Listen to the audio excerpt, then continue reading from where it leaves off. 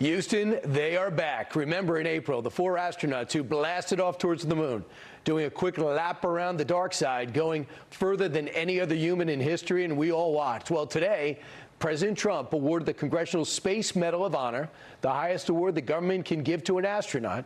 Well, he handed them out. This is big stuff for the space travelers, and now 47 wants more Americans to follow in their footsteps.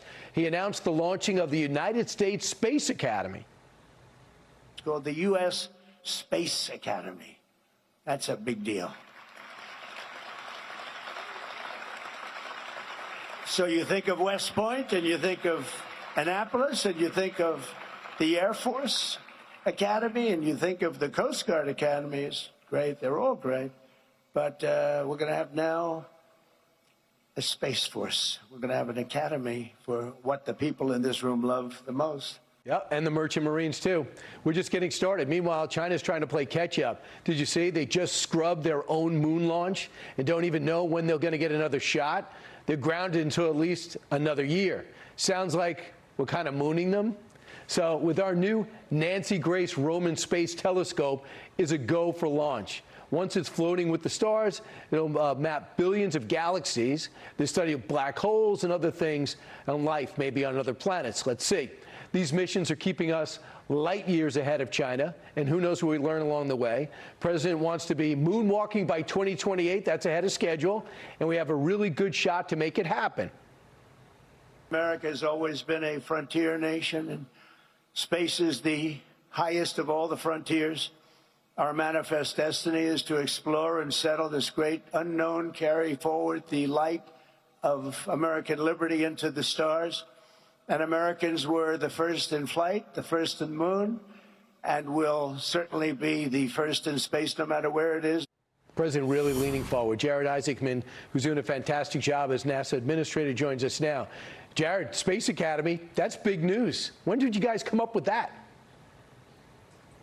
Well, we've been working on it for a couple weeks, but this is all the President of the United States. And I have to tell you, when President Trump came to Houston today, to Johnson Space Center, you're talking about a shot of adrenaline in the arm of the world's most accomplished space agency. I mean, giving the Congressional Space Medal of Honor to the Artemis II crew, getting the entire NASA workforce fired up by everything you just said, returning to the moon, building a moon base, nuclear-powered spacecraft, and then to top it all off, he commissions essentially the United States Space Academy to be the proving ground, the training ground for the pioneers, the educators, the engineers, and scientists of tomorrow. This is an amazing day for NASA. Right, yeah, of course, for the Space Force, too, that people thought, wow, what's this about? Now everyone says it's a fantastic idea.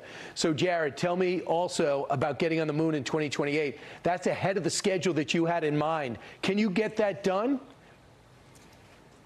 Oh, we're absolutely getting that done. I mean, my first day on the job, the day I was sworn into this role as the NASA administrator, President Trump signed the American Space Superiority Executive Order, the National Space Policy, which directed NASA return to the moon, build the moon base, invest in the next giant leap capabilities that President Trump talked about today, which is your nuclear-powered spaceships. And we immediately went to work on that. We started standardizing the vehicle. We added a new mission. Artemis II was just the opening act. We're launching Artemis III next year in 2027, and then Artemis IV, 2028, is when American astronauts return to the surface of the moon. And while they're there, you're already going to have the infrastructure and early rovers, the first couple rovers of our moon base. So the way you explained to me in the past, we need that landing vehicle to hook up with the module and then get and land on the moon. And you told Jeff Bezos and Elon Musk, you guys come up with something. How close is the private industry to helping NASA get back to the moon?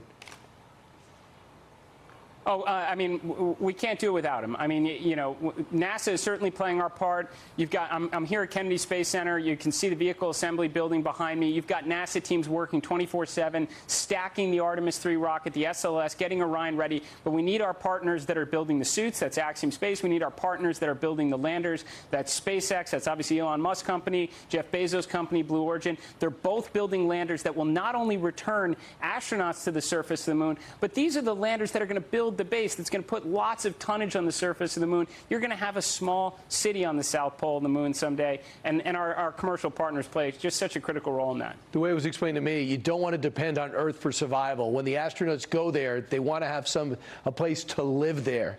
But if either one is Elon Musk or Jeff Bezos, either one ahead of the game? Are they close to coming up with and pioneering a lander? They're both working extremely fast against this, and I'll tell you, for the interested public, if you want to be able to assess progress yourself, just watch. They launch rockets a lot. I mean, Blue Origin, they're rebuilding their pad and they're upgrading to a new rocket, but they're going to start launching all the time in January. You got SpaceX getting ready to launch in a matter of weeks. I think you're going to start seeing Starships launch on a near weekly cadence going into 2027. That's how you're going to measure progress and know we're on track to get those astronauts to the moon. A great public-private relationship, and they got the right guy in charge. Jared Isaacman, thanks so much for joining us. Very exciting day. Coming up next, sink or swim. Don't move.